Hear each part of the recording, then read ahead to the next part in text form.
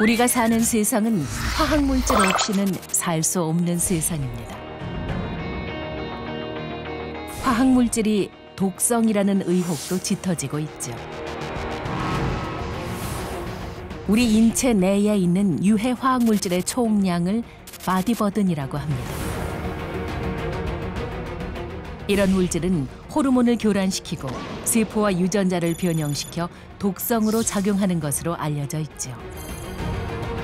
지금 이 시간에도 지구촌 어딘가에서는 새로운 화학물질이 합성되고 있습니다. 합성 화학물질이 만들어지는 바로 그 시간, 새로운 생명도 탄생합니다. 아기는 바로 지금 이 순간부터 이 세상에서의 삶을 시작했습니다. 화학물질로 가득 찬 이 세상에서 말입니다.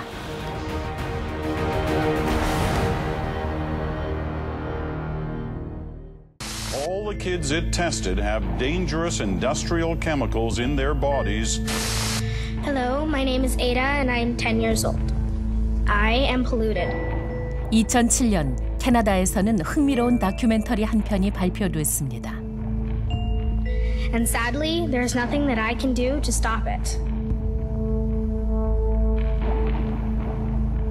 Pollution is now so bad in our country that the bodies of our children have higher levels of pollution than their parents. From my point of view, I want the government to do something about it because I don't want to have to live my life with chemicals inside my blood.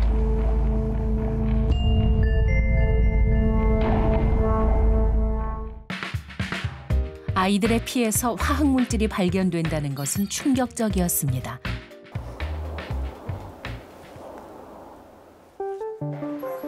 감독은 어쩌다 그런 생각을 했을까요? 영화를 제작했던 베리 코헨 감독을 만나봤습니다. Hi, how are you? Come on in. Hi. 토론토에 살면서 환경과 건강 다큐멘터리를 제작해온 그에게 독성 물질의 무차별적 습격이라는 이 다큐멘터리는 매우 성공적이었습니다. 우리가 일상생활에서 노출되는 화학물질이 건강에 미치는 영향에 대한 것이었으니까요. 영화 제작 이후 그는 많은 것이 바뀌었다고 합니다. 그럴 수 있었던 것은 자신의 몸에 어떤 독성 물질이 있는지 알아버렸기 때문이라고 했습니다. 바디버든 캠페인에 참여했기 때문이죠. 바디버든은 우리 몸에 있는 특정 유해인자나 화학물질의 총량을 말합니다. I made a documentary in 2006, 2007 called Toxic Trespass, Children's Health and the Environment. And this came out of my concern and work in doing a documentary series, both in a children's hospital and in a women's hospital, where I was looking at a lot of disease and a lot of what I felt were escalated levels of, cancer, asthma, learning disabilities were completely off the charts. And I wondered, where was this coming from? Were all of these things left undetected for years, or were we actually encountering a kind of silent epidemic of disease and disease clusters that could be linked to the environment, environmental contamination and pollution? And so I wanted to look at those connections. 그가 다큐멘터리에서 말하고 싶었던 것은 화학물질의 독성이었습니다. Yay. But unlike Europe or the United States, Canadian children have never been tested for anything except a long-known toxin you may have heard of, called lead. Breathe. 그는 10살 난 딸과 함께 바디버든 캠페인에 참여했습니다. 당시 캐나다에서는 신종 암 발생률이 암 사망률의 2배에 이르러 무언가 조치를 취해야 한다는 사회적인 분위기가 팽배했고 화학물질이 그 주요 원인으로 의심받는 분위기였다고 합니다. 베리 코헨이 참여했던 바디버든 캠페인은 5가족의 바디버든을 확인하는 것이었습니다. 엄마인 베리 코헨에게서는 총 31개의 화학물질이 발견됐습니다. 충격적인 것은 딸 에이다였습니다. 24개나 발견됐습니다. I was surprised. The biggest thing that surprised me was that they found PCBs in her blood. And PCBs is a highly carcinogenic toxin. And they knew that back in the 70s, and it was banned in Canada when I was a kid in 1977. Okay, she was born almost 20 years later. In 1995, my daughter, Ada, was born. It's also more dangerous because they're developing, so there are exquisite pathways of development in terms of neuronal development, their brain development, major organ development. It's very sensitive pathways to development that can impact them. They found PCBs in her blood. So what does that tell you? You know, it tells you that these highly persistent toxic chemicals linger, and when they linger, they get passed on to your offspring. And when they get passed on to your offspring, you could be on an organic farm. You could grow up and feed them only organics. But it's going to be still in their blood. What we don't know is what effect that's going to have on their human health, even at small levels, even at micro levels, micro units. 금지된 물질이 왜 어린 에이다의 몸에서 발견된 것일까요? 미국 캘리포니아에서는 특이하게 임신 9개월의 임산부들을 대상으로 바디버든 캠페인이 있었습니다. 9명의 자원자 중에 몰리 그레이 씨도 있었죠.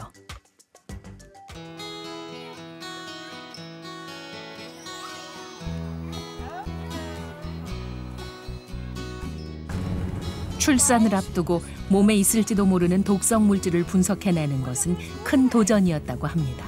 Who's on your team? When I first got the results, I was shocked. I was incredibly sad, and it's just that huge unknown of seeing these results and not knowing what harm I'm causing, but clearly seeing I had the highest mercury levels of anyone else in the study, and that was really hard for me to see. And it was a place where by the time I got the results, I was at the end of my pregnancy. 우려한 대로 결과는 충격적이었습니다. 그 무렵 그레이 씨 부부는 여러 차례 유산을 반복하며 임신에 어려움을 겪고 있었다고 합니다. 그러다가 신경 독성을 비롯해 생식 독성, 환경 호르몬 물질이 몸에 있다는 것을 알게 된 것이죠. I don't know why or how I was exposed to the toxic chemicals. And I think that's one of the pieces that angers me the most or saddens me, just is that was me trying to protect myself. And that's what my results look like. So, no, I don't know. 그레이 씨는 스스로 자연의학 전문가이기도 했기 때문에 분석 결과는 뜻밖이었다고 합니다. 특히 참여자들 중 가장 높게 발견된 수은은 신경 독성 물질로 아기에게는 안 좋은 영향을 줄지도 모릅니다.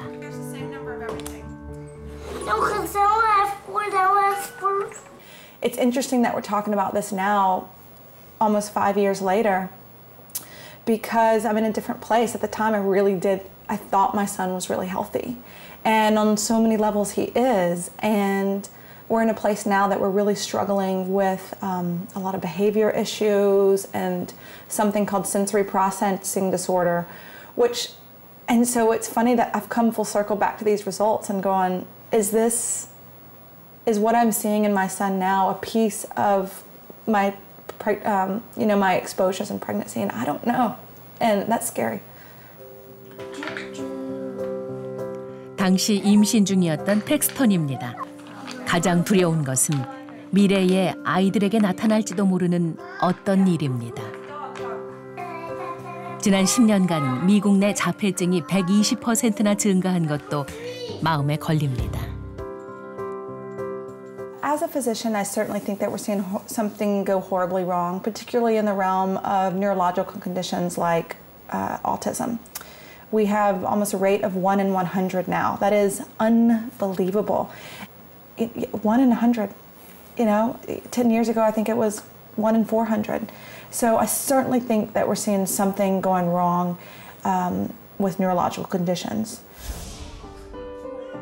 세상이 달라졌지만 아이들도 예전과는 많이 달라졌다는 것을 우리는 압니다. 사회는 복잡해졌고 아이들의 병도 복잡해지고 깊어졌습니다. 엄마들은 궁금합니다. 도대체 언제부터 우리 아이의 무엇이 어떻게 잘못된 것일까? 아이와 부모, 사회 모두 힘든 질환입니다.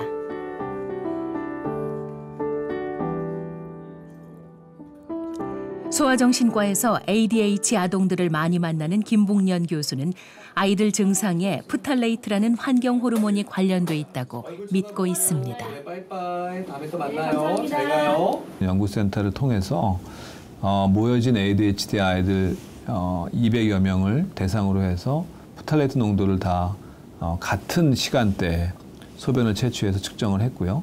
또 같은 시간대에 측정된 건강한 아이들과 소변 내에 프탈레이트 농도를 비교했어요. 그랬더니 명확하게 ADHD가 높게 나왔습니다.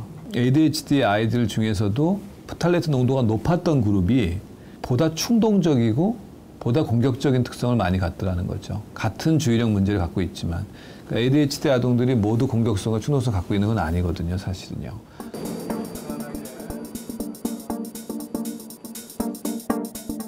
또 다른 증거도 찾아냈습니다.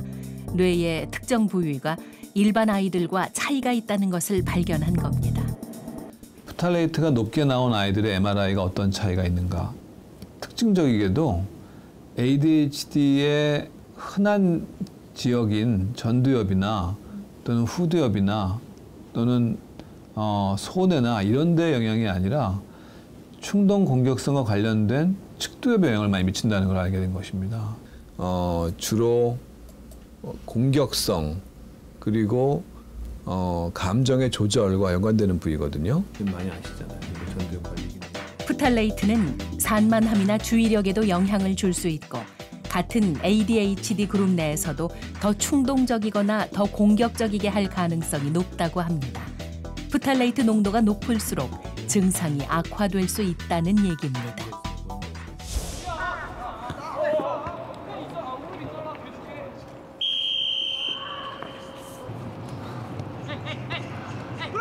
프탈레이트는 그동안 성 호르몬에 영향을 주는 환경 호르몬으로 알려져 왔습니다. 우리나라에서도 어린이 제품에서는 규제하고 있기도 하죠.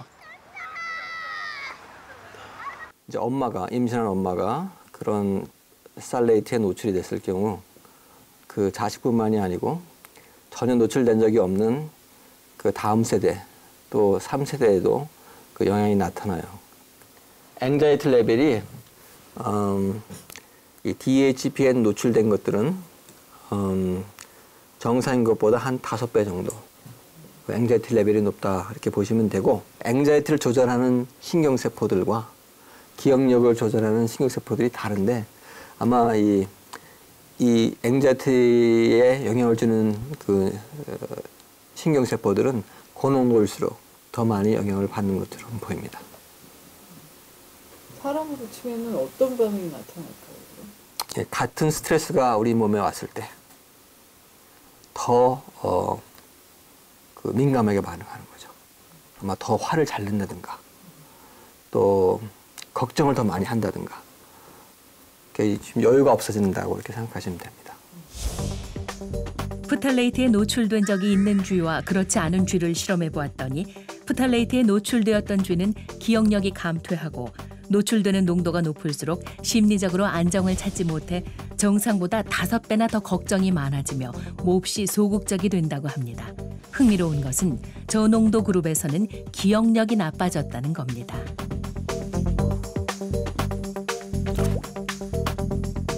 임신 시기에 엄마의 노출이 아기에게 미치는 영향을 알아보기 위해 일상생활에서 가장 빈번하게 노출되는 것으로 알려진 프탈레이트를 임신한 쥐에게 먹이고 변화를 관찰했습니다.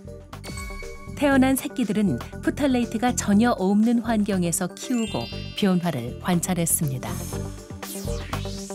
암컷들은 어렸을 때 생식 기능을 잃어버리거나 조기 폐경이 나타났고 수컷들은 남성 호르몬이 급격하게 떨어지고 정자 생성 능력도 절반 이하로 뚝 떨어지거나 생식 능력이 사라져버렸습니다. 정자들도 비정상이었습니다. 이런 현상은 프탈레이트에 전혀 노출된 적이 없는 2세대, 3세대까지 비슷하게 이어졌습니다.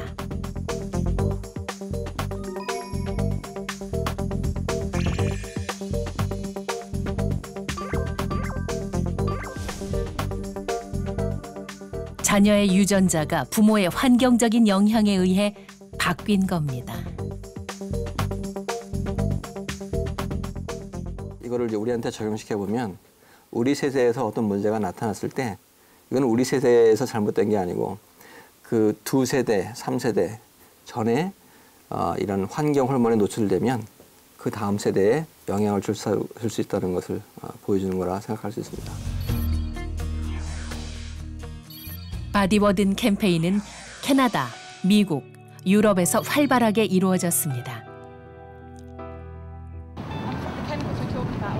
몸 안에 있는 유해 화학물질을 찾아내는 바디버든 캠페인은 지난 2003년 유럽을 시작으로 들불처럼 번지기 시작했습니다.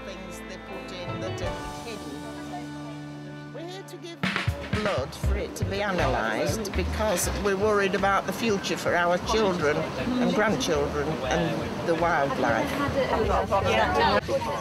지구 생태계를 오염시키는 화학물질에 경종을 울리기 시작한 겁니다.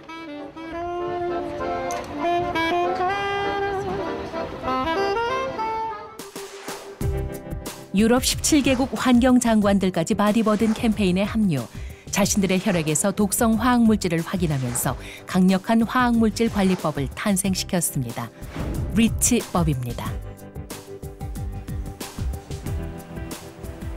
화학물질을 통합 관리하기 위한 유럽 환경청이 설립되었고 모든 화학물질을 등록 관리하기 시작했습니다. What is important in REACH that we have a process where every industry in Europe who is using chemicals above a certain amount, they need to register their chemicals here in the agency. 사회는 빠르게 변화하고 있습니다.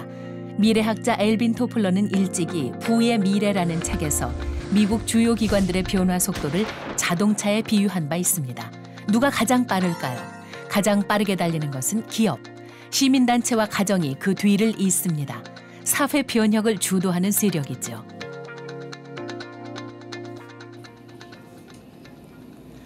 독성의 대몰림을 막기 위해 시민들이 직접 움직이기 시작했습니다. 저희가 그 2014년, 15년 제품 조사하면서 그 결과를 업체에게 알리고 그리고 제품 개선을 요구하는 활동들을 추진을 하였습니다. 여기 보시면 저희가 보내드렸던 그 의견서이거든요. 그래서 제품 조사 결과와 함께 어린이에게 안전한 제품을 만들어 달라는 그런 편지들을 보냈습니다. 시민들의 요구에 업체들은 어떻게 반응했을까요? 고민을 했죠. 그거를 이제 개선하려면은 그 친환경 제품으로 원단들을 다 바꿔야 되는데 친환경으로 교체를 하니까 한 30% 정도, 20-30% 정도 올라가더라고요. 그래서 고민을 하다가 어차피 그건 아이들을 위한 건데 이건 해야 되는 거 아니냐. 그래서 내부적으로 의사결정을 해서 그 원단 교체 발주를 내보내고 이 시민단체에다가 연락을 드렸죠. 이렇게 개선을 했습니다라고 메일을 보냈습니다. 시민단체들은 법이 바뀌기를 기다리지 않고 문제가 있는 부분을 발견하면 업체에 바로 요구하기 시작했습니다.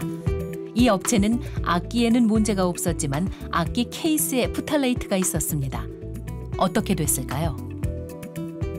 측정 결과 납이나 카드뮴 같은 관리 대상 중금속은 전혀 검출되지 않았고요.